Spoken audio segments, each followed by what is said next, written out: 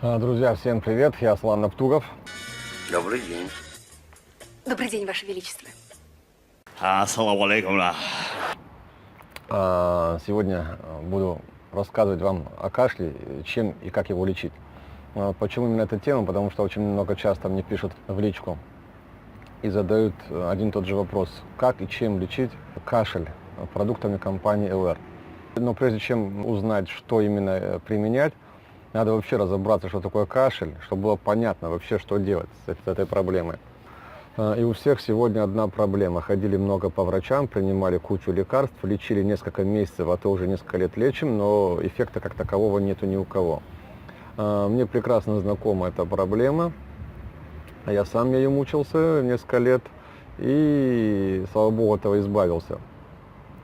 Прошел по тому же маршруту врачи, лекарства, таблетки, аптеки, но результата не было никакого. И надеюсь, это видео будет для вас полезно, поэтому настоятельно рекомендую досмотреть его до конца. Если вам это не интересно, можете просто нажать «Закрыть это видео» и дальше ходить со своей проблемой, пытаться решать ее другим способом, это ваш выбор опять-таки.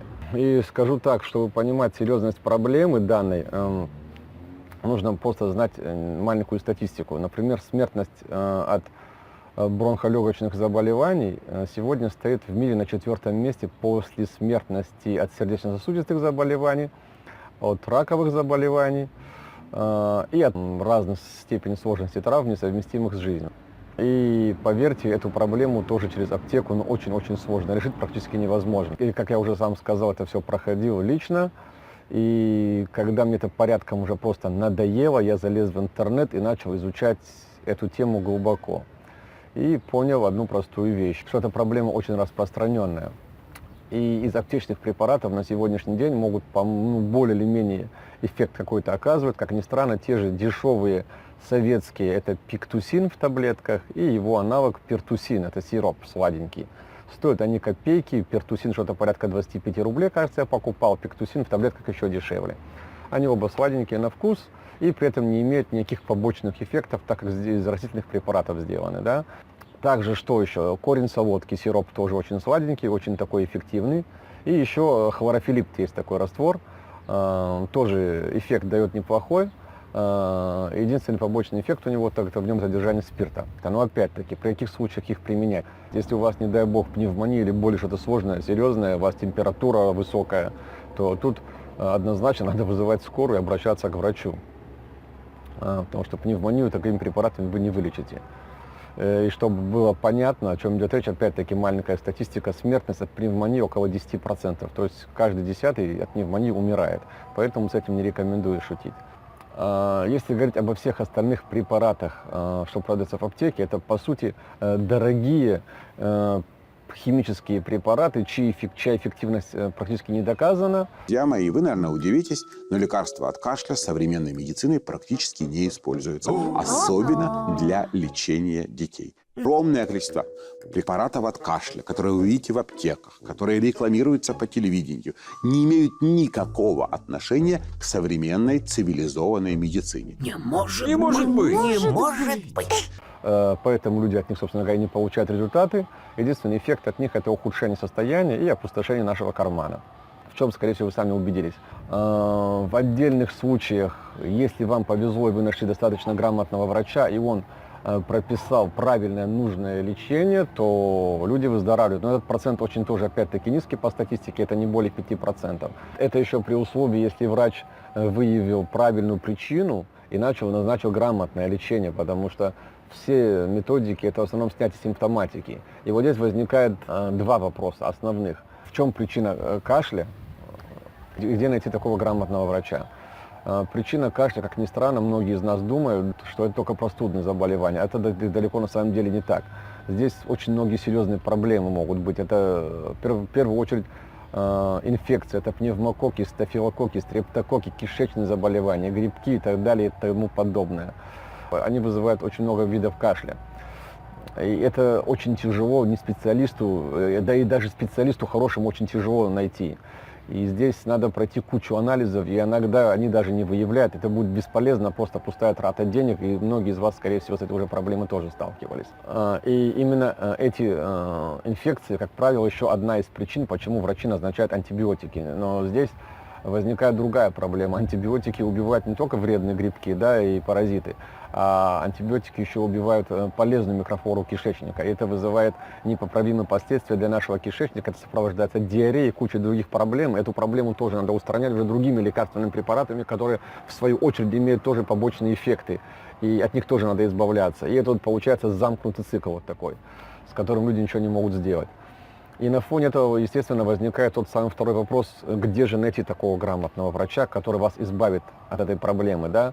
И, как я говорю, в таких случаях, когда нам нужен врач, мы ищем не хорошего врача, мы ищем человека, который бы порекомендовал хорошего врача, потому что это очень сложная проблема. 95% из этих врачей назначают лекарственные препараты по накатанной, по шаблону, вообще не задумываясь, что организм у людей разный, и то, что подойдет одному, да для другого, это вообще может быть смертельно опасно. И, как правило, на Западе сегодня ни один грамотный лечащий врач не назначит вам более 4, максимум 5 препаратов совместно, потому что они между собой несовместимы же и опасны, смертельно опасны. И не понимая всех этих вопросов, которые сейчас обозначил, очень трудно вылечить, избавиться от кашля и вообще избавиться от какого-либо заболевания, потому что они все вот работают по этой неправильной схеме. И поэтому люди долго ходят по больницам и не могут от них избавиться. Теперь, как же лечить кашель и все, что связано с бронхолегочными заболеваниями, продуктами компании, немецкой компании ЛР, почему рекомендуем именно эти продукты и какой эффект они дают положительный. Как мы уже выяснили, ни одно заболевание не лечится отдельно, индивидуально, все требует комплексного грамотного лечения, в том числе и кашель, конечно же, обязательно. И здесь из вышеизложенного становится ясно, что в первую очередь нужно поднимать иммунитет. Тем более, как мы сказали, причиной кашля являются стафилококки, стрептококки и многие кишечные инфекции. И иммунитет располагается в кишечнике, мы об этом неоднократно говорили. И для этого мы в первую очередь рекомендуем, вот сейчас я покажу сначала все продукты, вот эти вот 4 продукта, я сейчас нахожусь на отдыхе, и эти продукты мы берем всегда с собой, всегда, потому что для нас это незаменимая палочка-выручалочка, это просто волшебные средства какие-то. Они позволяют избегать аптеку очень хорошо. Вот. И в первую очередь из этой группы, естественно, будем говорить о питьевом геле алоэ вера. Многие из вас его уже знают и получили очень-очень хорошие результаты, в том числе и вся моя семья. Почему именно алоэ вера? Потому что именно он очень хорошо справляется с очищением кишечника и очень хорошо имеет сильный антибактериальный эффект. И причем в данном случае у меня с собой гель алоэ с медом. При бронхолегочных заболеваниях я рекомендую начать всегда с геля алоэ с медом, пропить буквально от 3 до 6 бутылок в зависимости от состояния, а потом переходить на гель алоэ с крапивой. Это будет намного больше эффект, еще более сильный. Ну, опять-таки, в зависимости от ситуации, какой кашель, какая причина у него. И какой возраст человека. Там много факторов, это уже индивидуально, у каждого свой подход должен быть. Гели очень хорошо нормализуют, как я уже сказал, микрофлору кишечника, они восстанавливают работу желудка, они восстанавливают работу двенадцатиперстной кишки. В общем, процесс пищеварения нормализует, что в первую очередь очень важно для нормализации иммунитета. Чтобы вообще вот у 95% населения вот это нарушение работы желудочно-кишечного тракта, или ЖКТ, как мы называем, является нарушением, вообще причиной многих заболеваний, большинства заболеваний в организме, в первую очередь нарушение иммунитета и также и кашля, да. И поэтому я настоятельно рекомендую посмотреть мои видео об очищении кишечника с помощью продукции компании ЛР и также видео об иммунитете, как поднять иммунитет с помощью тех же продуктов, чтобы было понятно, о чем идет речь. И второй продукт, который я рекомендую для лечения кашля при бронхолегочных заболеваниях, это же, конечно, колострум или молозиво, коровье молозиво. Это самый сильный природный антибиотик животного происхождения. По сути, он по своим действиям не имеет аналогов, ну, естественно, из натуральных препаратов. При этом не имеет никаких побочных эффектов, а эффект от него колоссальный, и причем многофункциональный продукт. Он не нужен не только при кашле, но это отдельная тема.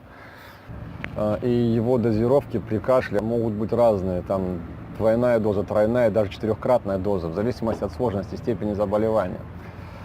Следующий продукт, это, конечно же, обязательно пробаланс нужен. Это комплекс щелочных минералов. Опять-таки, многие из вас с ними знакомы. Это кальций, калий, натрий, магний, медь, молибден, хром. 7 щелочных жизненно необходимых минералов. Именно кальций очень нужен, опять-таки, для работы наших легких и наших бронхов. Кстати, о том, что нужен кальций при кашле, при лечении кашля, я совершенно случайно узнал от врача, который, кстати, не знаком с нашей компанией, с нашей продукцией. Просто мы разговаривали о кашле, и она обронила фразу, что обязательно нужен кальций. И я зацепился за эту фразу и начал изучать эту тему, и действительно так оно и есть. И поэтому я всегда вот при этих вопросах всегда рекомендую пробаланс, потому что легкие без этих минералов тоже не могут правильно работать. И, кстати, вот 3 продукта, гель, пробаланс и колострум, при регулярном применении, нормальных, правильных дозировках могут даже избавить от той же самой пневмонии. Естественно, конечно, если случай не предсмертный, и не нужно срочно вызывать скорую.